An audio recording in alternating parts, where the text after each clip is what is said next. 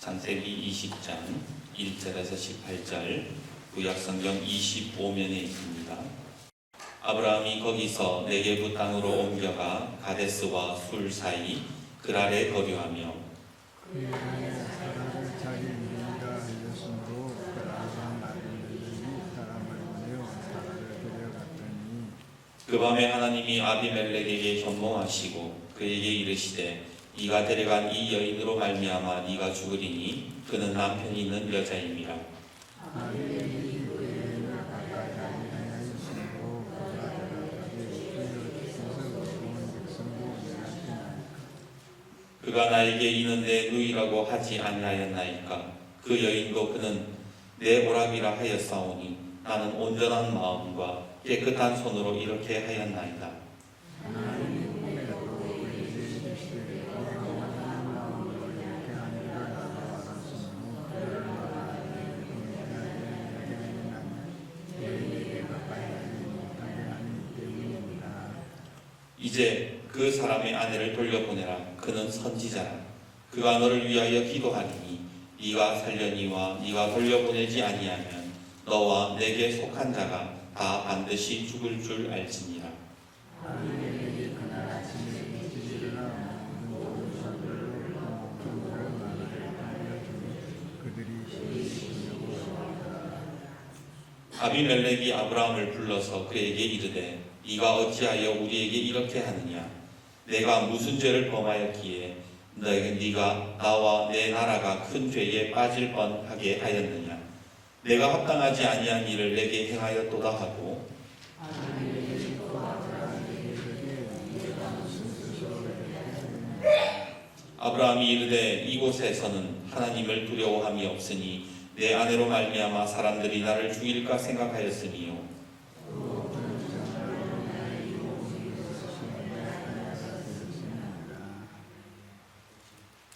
하나님이 나를 내 아버지의 집을 떠나 두루 다니게 하실 때에 내가 아내에게 말하기를 이후로 우리의 가는 곳마다 그대는 나를 그대의 오라비라 하라. 이것이 그대가 내게 베풀 은혜라 하였었노라.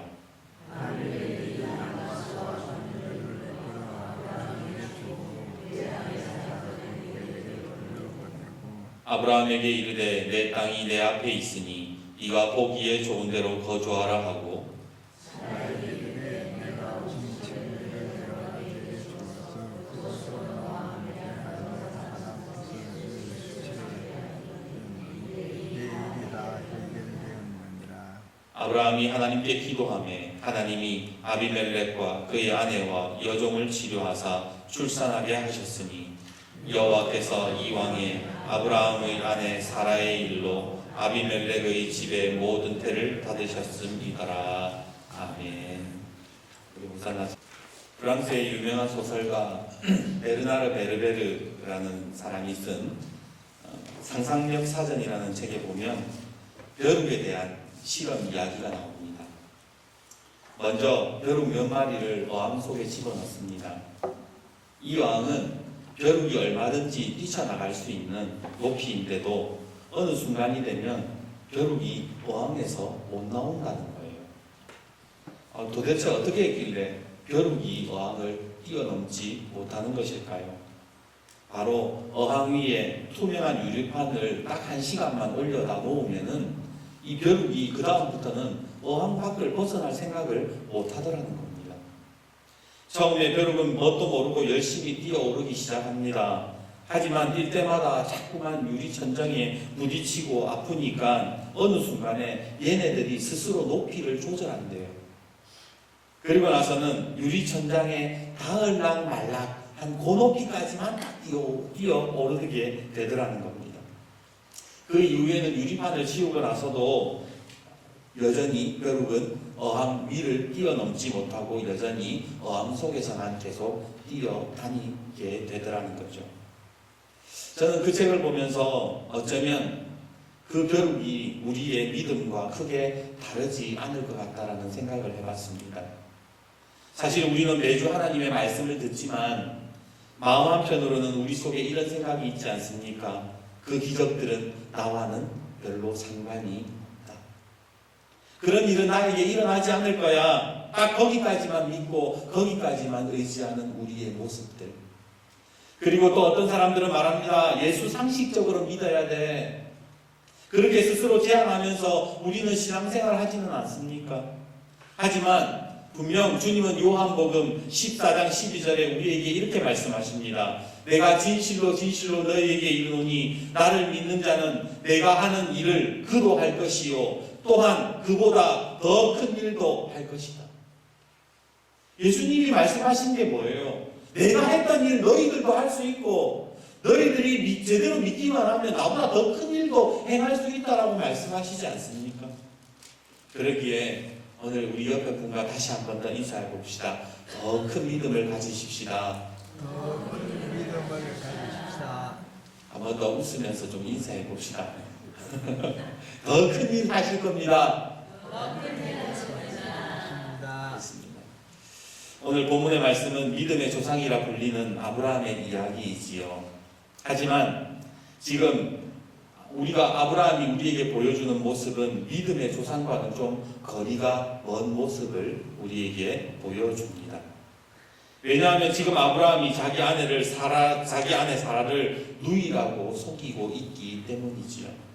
우리 1절과 2절 말씀을 같이 한번 읽어보겠습니다. 시작. 아브라함이 거기서 네게부 땅으로 옮겨가 가데스와 술 사이 그랄에 거류하며 그의 아내 사라를 자기 누이라 하였으므로 그랄 왕 아비멜렉이 사람을 보내어 사라를 데려갔더니. 아브라함이 지금 아내를 사라를 누이라고 했다라는 거예요. 자, 그러면 아브라함은 왜 자기 아내를 누이라고 했던 것일까요? 이유는 간단합니다. 해코지 당할까 봐 그랬던 것이지요. 사실 아브라함의 아내 사라가 한 미모하거든요. 나이 90에 외간 남자들에게 청혼이 들어왔다면 무슨 설명이 더 필요하겠습니까? 그런 사라로 인해 가는 곳마다 주목받고 사람들이 자꾸만 뒤척대니까 아브라함이 불안했던 거예요. 언젠가 아브라함이 아내에게 이런 말을 합니다. 그대는 아리따운 여인이라.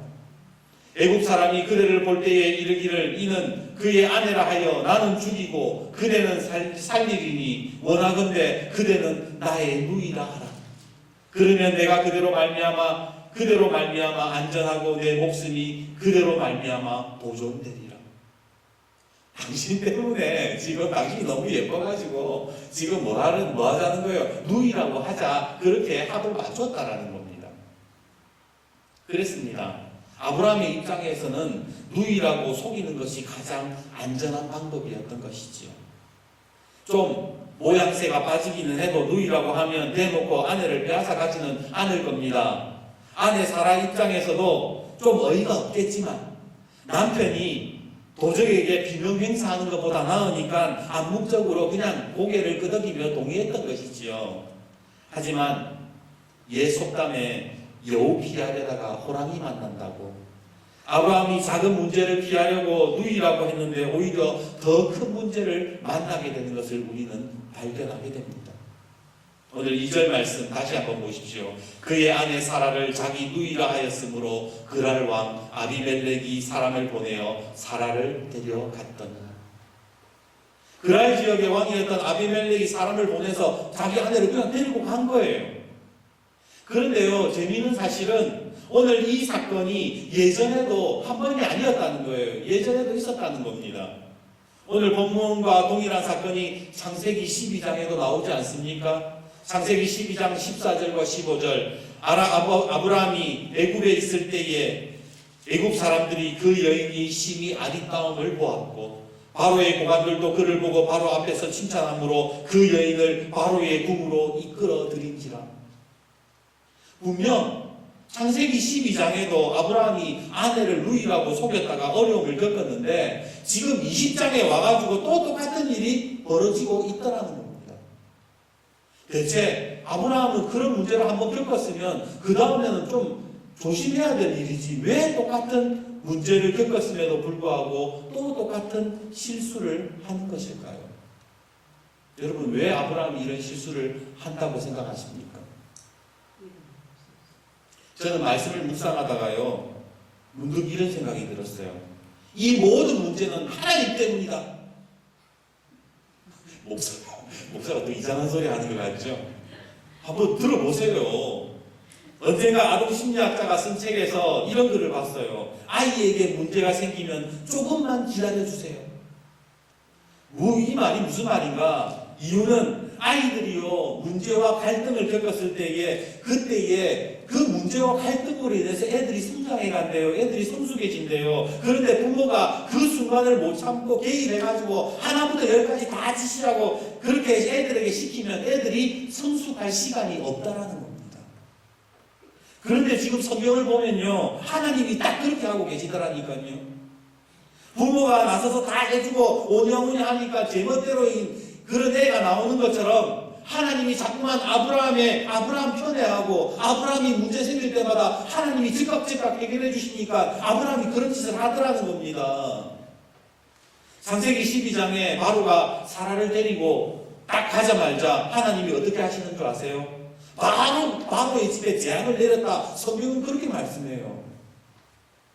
결국 바로는 영문도 모른 채 하나님께 혼쭐이 나가지고는 아브라함과 사라를 보내주잖아요.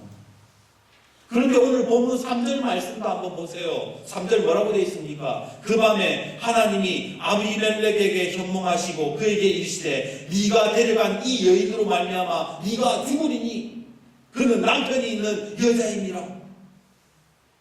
아니 지금 혼나야 될 사람이 누군데? 아브라함 아닙니까? 아비멜렉이 굳이 잘못이 있다면 임자 있는 사람인 줄 모르고 청혼한 것밖에 없는데 왜 하나님은 아브라함을 혼내시는 게 아니라 왜 아비멜렉에게 혼을 내시냐 말입니다. 결국 아브라함이 실수해도 자꾸만 편애하고 아브라함 편만 들어주고 아브라함이 잘못했다고 얘기 안 하고 자꾸 실수를 저지르지 않은 다른 사람을 자꾸 뭐라 하니까 아브라함이 자기가 잘못한 건지도 모르고 여전히 아내를 누이라고 속이면 되겠다 그렇게 생각하고 다니는 거 아닙니까?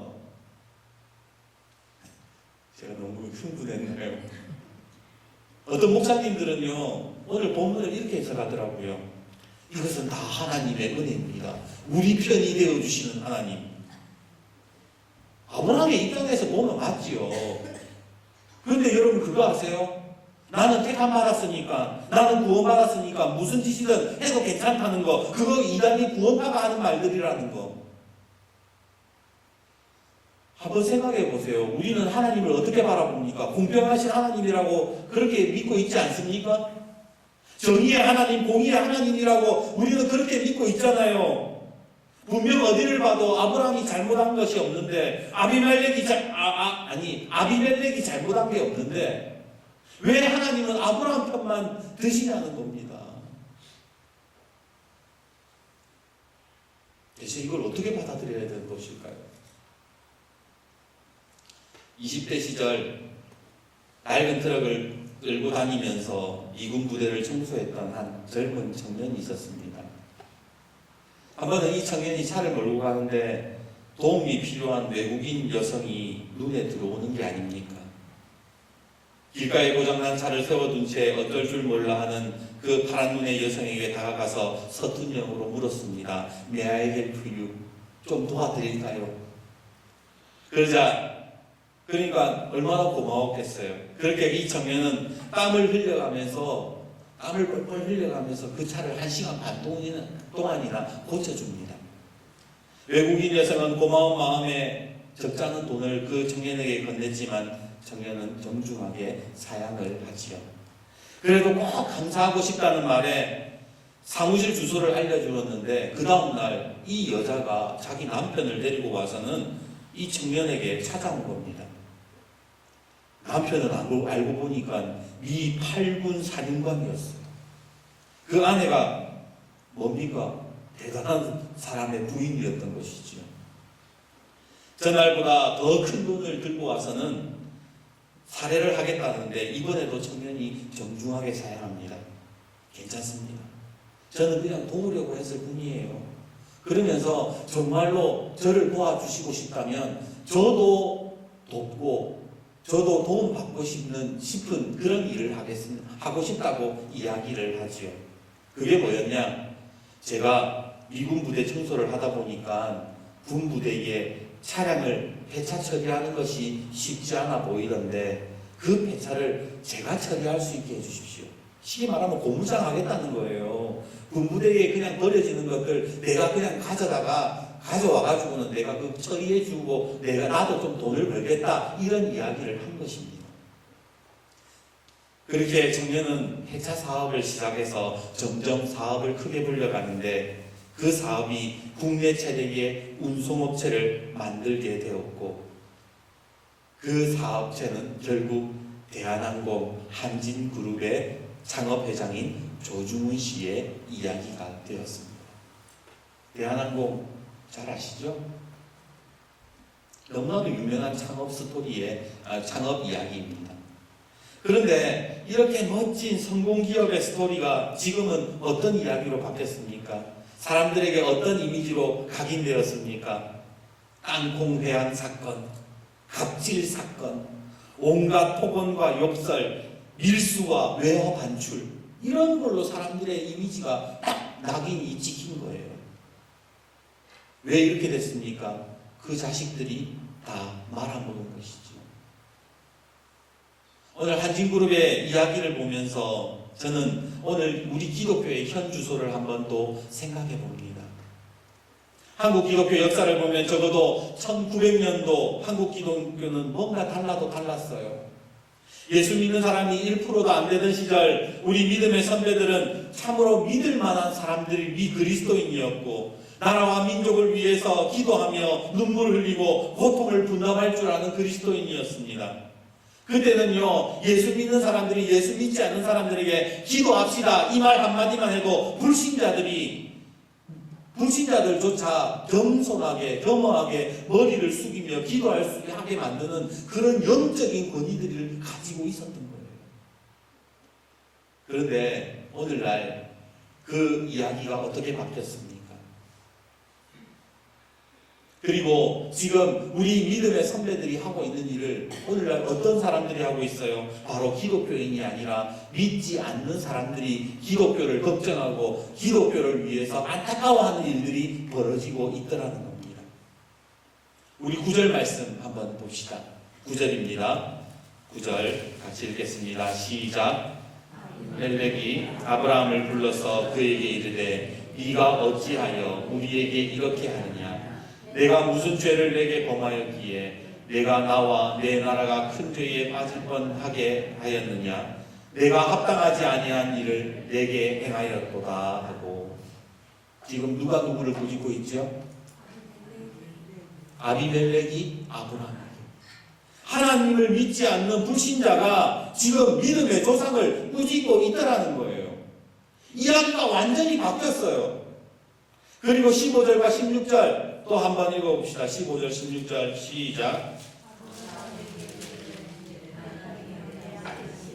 내가 보기에 좋은 대로 거주하라 하고 사라에게 이르되 내가 은 1000개를 네 오라비에게 주어서 그것으로 너와 함께한 여러 사람 앞에서 내 수치를 가리게 하였노니 내 일이 다 해결되었느니라.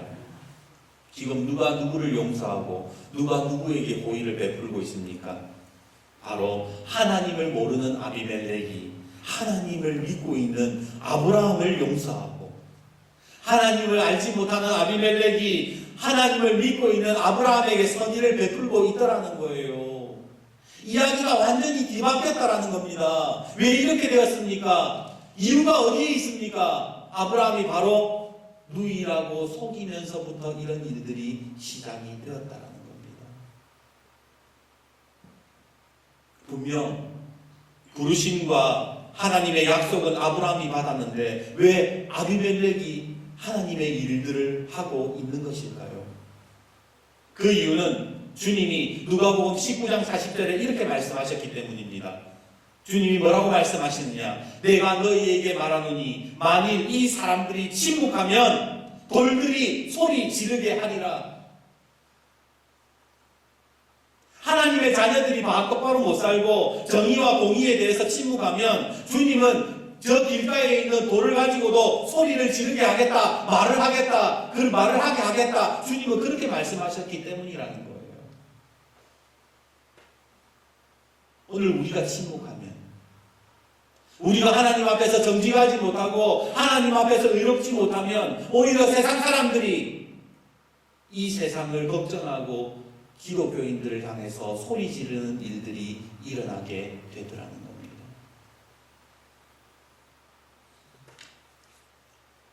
크리스천 스타트라는 책을 보면 또 좀 재밌는 이야기가 나와요.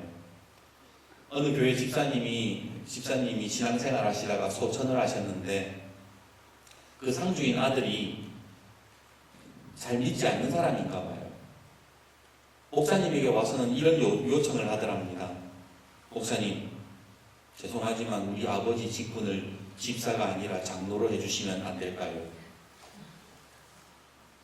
이유인즉슨 돌아가신 아버지가 원래 의사예요. 동네 사람들에게 막 존경받는 그런 사람인데 이 사람들이 엄청나게 지금 이제 우리 아버지 장례식에 올 건데 왠지 집사라고 하면 뭔가 좀 초라해 보이고 없어 보이는 것 같아가지고 그래서 좀 장로로 바꿔달라 그런 요구를 하더라는 거예요.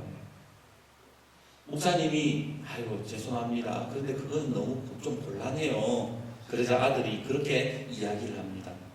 아니 경찰이나 군인도 공을 세우면 1계급 특진을 한다는데 교회는 왜 그런 것도 못 해줍니까?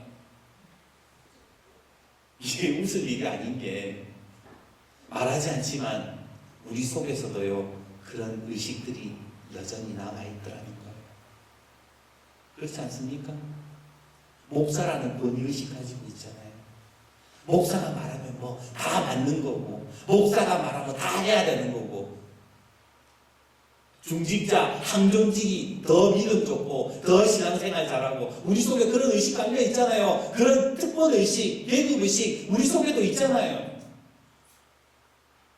근데 우리가 알아야 될 것은요 하나님이 지금 왜 아브라함을 부르셨냐 우리는 그걸 알아야 되는 거예요.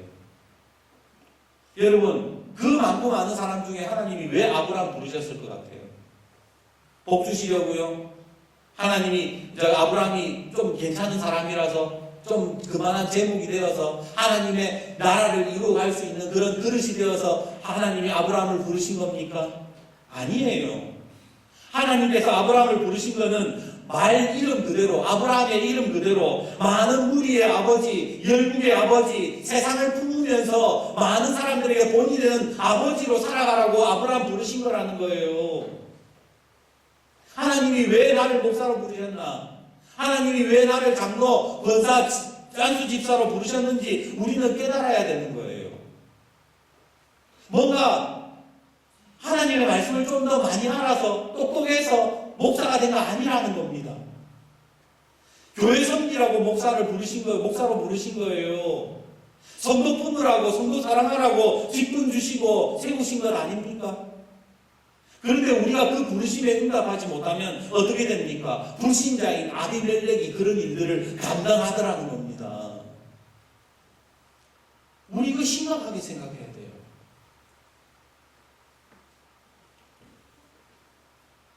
우리가 잘 생각해 보십시오.